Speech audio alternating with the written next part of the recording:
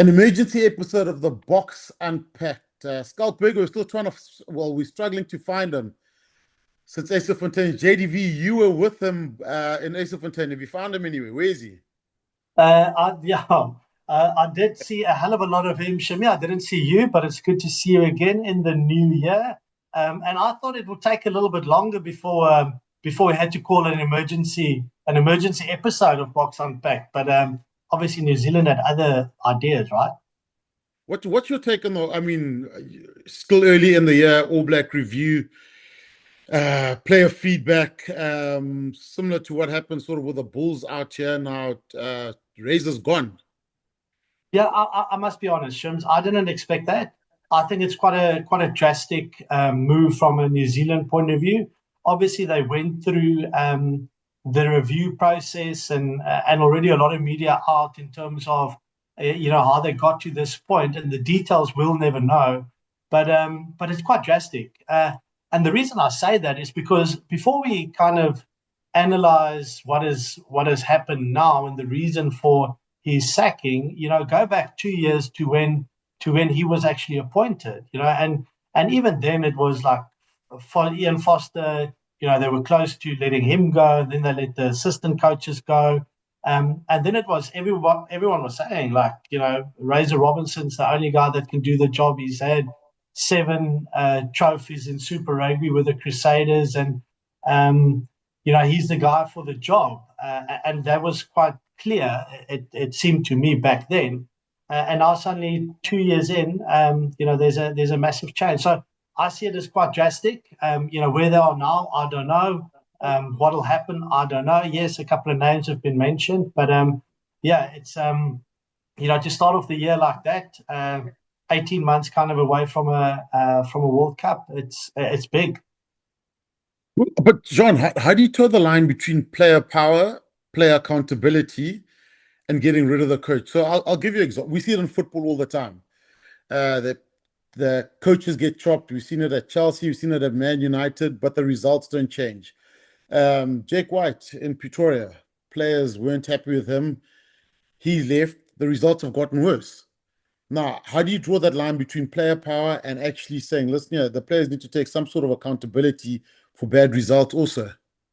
Yes, Chips, and I think you are spot on with that. In that, I'm very for player accountability. I'm for the fact that players need to have more of a say. They need to give input in terms of providing game plans, in terms of challenging the coaches, in the way forward, in the way that you need to play. But at the end of the day, the last buck stops with the coach. Okay, he selects the team. He gets the selection committee, I suppose, that he wants. He gets his assistant coaches, and then you select the players that you want to select. So you've got kind of control over all of that. But then it gets to a stage where the game starts, and then the players need to go out and perform. So when players stand up and say that the coach has lost the dressing room, and there's a split, and it's a standoff between players and the coach, and one goes, in this case the coach, then the players need to take a lot more responsibility and accountability, and you would expect results to change then. And I think the Bulls it's a fantastic example where we saw Jake leave. Then the assistant coaches and the players obviously remained. Then the assistant coaches left. So the only ones that are still there Are the from players? from the bad results are the players, and we haven't seen the results change. So I think from a Bulls point of view, there's massive pressure on the players, and hopefully they can stand up and deliver, and they can create change there. But for the All Blacks, it'll be the same. If that is the case, if it is the case where it was a standoff, and again, we can only go with the report that we've heard in the media, that it was kind of, if he stays, we go kind of thing, or vice versa. There'll be a hell of a lot of pressure once they start playing Test match rugby again now to get the performances that that the general public and certainly the New Zealand public are looking for. And also saying that, Shimmy, they're second ranked in the world. Yeah, Second ranked world. So what does success look like for them going forward now? Whoever takes yeah. over, what does success look like? Yeah, but the thing is, and I understand. I mean, I think he lost what 7 or 20. It was 20 wins, 27 games, 20 wins, 7 losses. But then you got to look at then you dig a bit deeper, Jean. France sent us B or C team, which wasn't really and they weren't convincing in that test series. Against England, you look at the mistakes, the simple basic errors. You look at New Zealand, the basic coaching error, like getting the high balls. So the big result was always going to be the Springbok one at Eden Park. They got through that. But then you dig deeper into the performance. The Springboks had so many injuries, couldn't convert. The following week, they converted, they got a record score. Lost to Argentina first to them. So you got to look a bit deeper and towards the results. From a New Zealand point of view, that look at the performance, the manner of the losses. Is it good enough for an All Black team? And then also you look at the system. So, I mean, I got the numbers here. South Africa leaves Super Rugby. The under 20s haven't won 4 World Cups from 2008, but haven't won any in the past 5 years. So there's a decline in the talent coming through. You But got the league guys stealing all the talent. yeah, The but so system, you got to look at the system, yeah. well, 100%. And you kind of you've got experience in terms of systems and and player development, etc. And I'll throw that question to you. Can we really compare this, not just the coaching staff, but the coaching staff and the player pool that New Zealand currently have to the group of, let's call it the 2010s, 2010 to 2015? Do they have the same player pool? Do they have the same strength in local competition that they're playing in? I mean, is the Super Rugby that they're playing in now good enough to be able to develop players to play Test match rugby? I mean, Yeah. what's your view on that? And do they have the same kind of quality players that they had, call it 10 years ago? Yeah, and you look at the system. I mean, if you consider the Springbok team, how many guys are playing in Japan? You take those guys out the Springbok mix, it weakens the team significantly. The All Blacks are going to have to look at their structures in terms of do they select players overseas, which bolster them. Then you can build depth and keep on winning. We've got our own issues. We found solutions. They've got their own problems. So 10, 15 years ago, not everyone was in Japan or playing in Ireland or England. They're losing a hell of a lot of players to overseas clubs, a lot of experienced players. So they're going to have to have a look at the system again. You know, for me, it's a combination of things, JDV. What worked 20 years ago might not work now. It's a different generation. You look at the money that guys have been offered now. Sometimes you look at Richie Mwanga in his prime decided to go away because he got a massive offer from Japan. They're begging him to come back. If he had been in the All Black system the last 2 or 3 years, maybe a certain result would have changed. So it does make a drain on your talent. They're not winning at junior level. Rugby league is taking their players. So where are the players going to come from? So if you look at this current All Black group, how many of them would actually make a World 15? RD Sevilla, Will Jordan, probably arguably, but that's probably it. And that's a debate we can have. But outside of that, there's not many players that are putting their hand up. So for the next coach coming in, what difference is he going to realistic? It might be a happier camp or whatever, an aligned camp, but is it going to change the results that much? Yeah, and we don't have the answers to that. Yeah. And I'm sure those guys that took care of the review would have been able to dig far deeper than with what we are discussing on the surface. But from the reports, and again, it's word of mouth. It was very much a standoff. And you've mentioned RD Sevilla's name, but are we in a situation now where if a player becomes that a player can become so powerful, and whether that is a player or players, that if you're not happy, you just kind of get rid of a coach. It's a coaching to me is already in such a difficult job to do, and that kind of added pressure, and well, not added pressure. The pressure will always be there, but that kind of vulnerability that you have as a coach, it's a very difficult position to be in. And you mentioned football. It happens in soccer, but they've got more opportunities globally. In rugby, you don't have that many opportunities from a coaching point of view, So, and again, I'm making so many assumptions here, and I'm not saying that it is a Artie Sevilla and that he's wrong in or anything, I again just want to be very clear about that. I think he's a brilliant player and by all accounts a fantastic guy. I'm just saying it's extremely it's extremely important to make sure that your culture within the group is strong and good. And it seemed like Razor had the ability to do that at franchise level with the Crusaders. It seems like, by all reports, that he wasn't able to take that into the All Black environment and create the same there. And that maybe speaks to, again, the different players from the different teams coming together, having different views, etc., etc. So, yeah, it's fascinating. It's and it again shows how vulnerable you are at that level.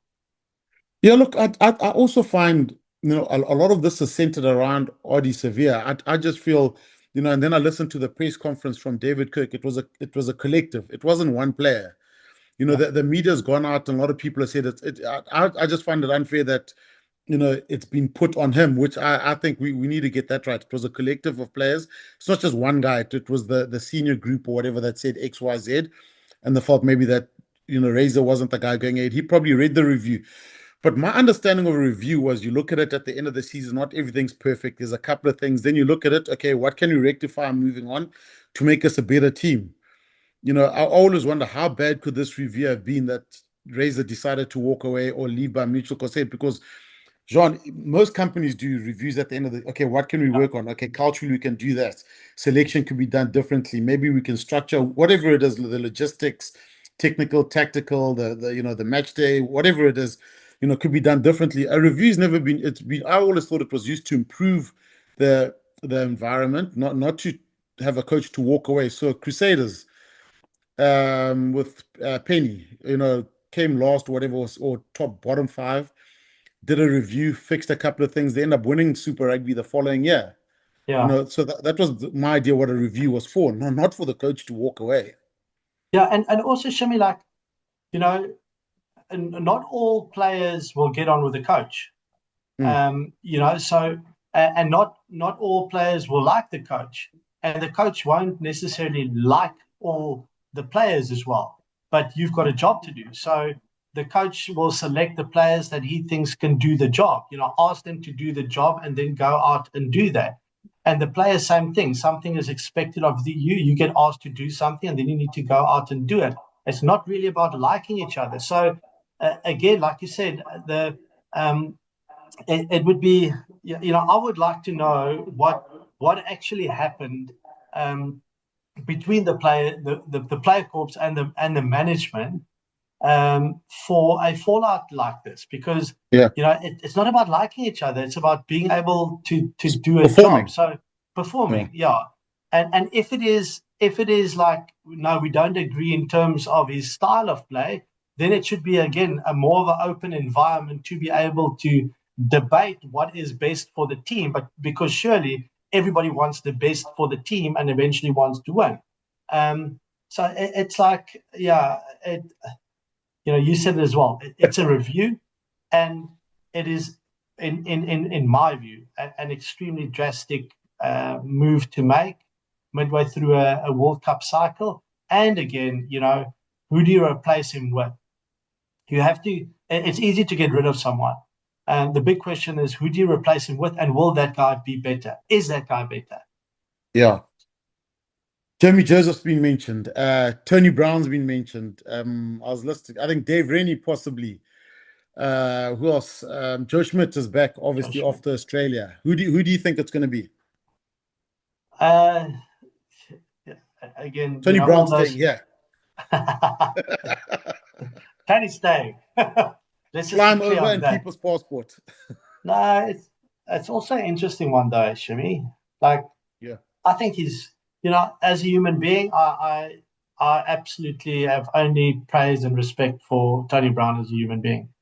I think he's a fantastic guy. I had the pleasure of playing one season with him at the Stormers, spent some time with him since he's been back in his coaching role, and he is just a top person. You go in and you become a coach, and you want to be successful in that role as well. He's been, I think, fantastically successful with the Springboks in what he's added. But I mean, if you can be in a situation where potentially, and I'm not saying that's the case, but where he potentially is closer to his family, it makes more sense for him in his personal capacity and for his family and maybe financially, etc. Can we hold it against him? I don't think you can. But is he the kind of person that'll just leave a project halfway through? I don't think he will either. So it's Yeah. it's an extremely difficult one. And either way, I think the right thing will happen. Throw in Rassie Erasmus's name there, and I'm pretty sure his contract with Tony Brown would have been watertight. Exactly. You look at now, Jean, so who takes accountability? So, board or whatever decided Razor's gone. They've got a big year next year. South Africa 4 times, the greatest rivalry tour. They've got incoming tour. We turn around this time next year, and results haven't gone the way, worse than when Razor was there. Way next to New Zealand rugby. Then you couple of months off a World Cup. Well, they're playing Ireland at home. Yeah, France, I think also. France at home.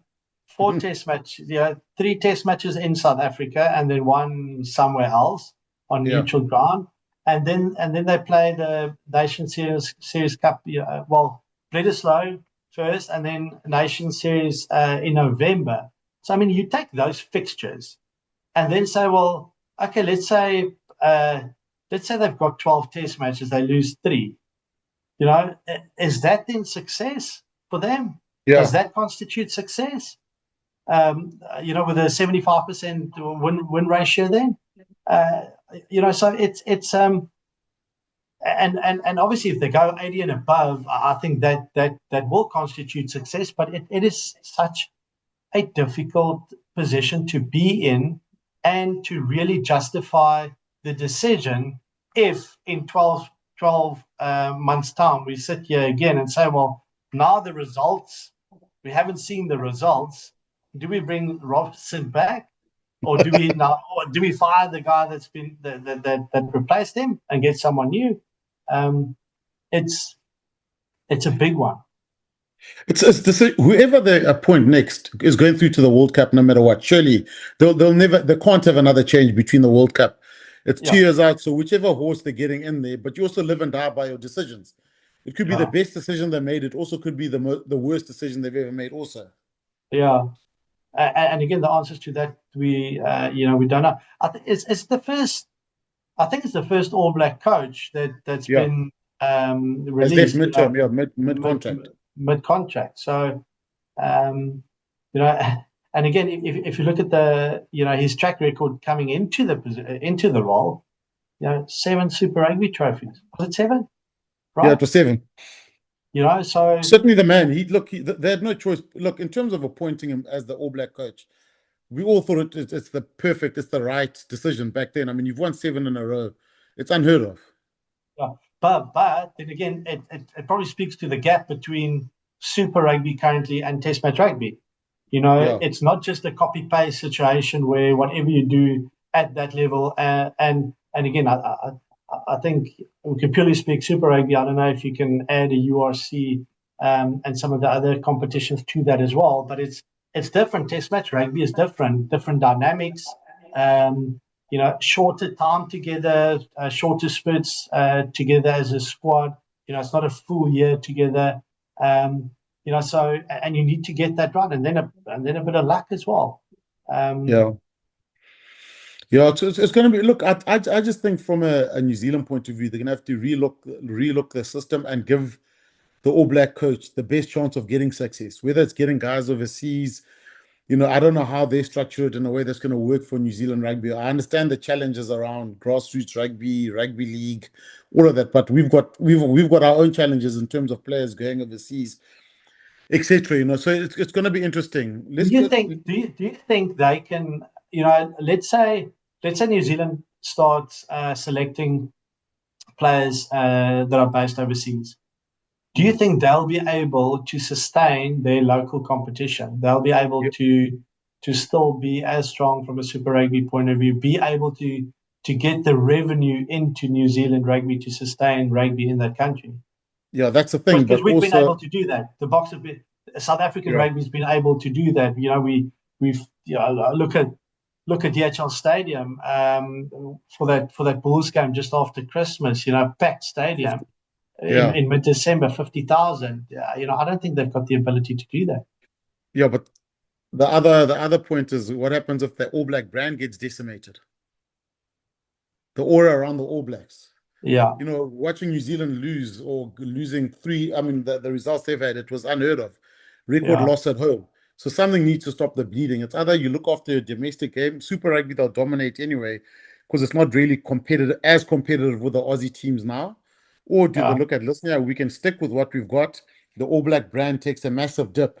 Then what's the end result then? Something they can't recover from. So, you got to look at their own solutions, not what we've done, what will work for New Zealand rugby, and then look at it from there. They've obviously had the sabbatical thing with guys going overseas and coming back, but it yeah. hasn't really improved the All Blacks. Changing the coach does it realistically improve the All Blacks? Only time will tell. Yeah, and also again, I'm so much for the players and player rights and the players being able to monetize their careers as much as possible. You want the players to be able. If you are one of the best players in the world, you should be able to earn massive money and still, from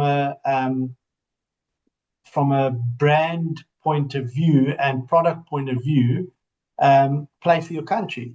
Won't Yeah, that be the best situation to be in? Is if we have the ability to have players earn as much as possible all over the world, but then also you have the best players playing Test match rugby week in and week out. Because if a Richie Mwanga, who I think can certainly add value to any team in the world, we want to see him at Test match level against the best in the yeah. world week in and week out. Even though he's playing in the top in the Japan league. So yeah, it's such a difficult one again to juggle. Looking at your local competition, or your local administration and organization, and make sure that that is sustainable. Make sure that there's development throughout, but then also provide the opportunities for your top players.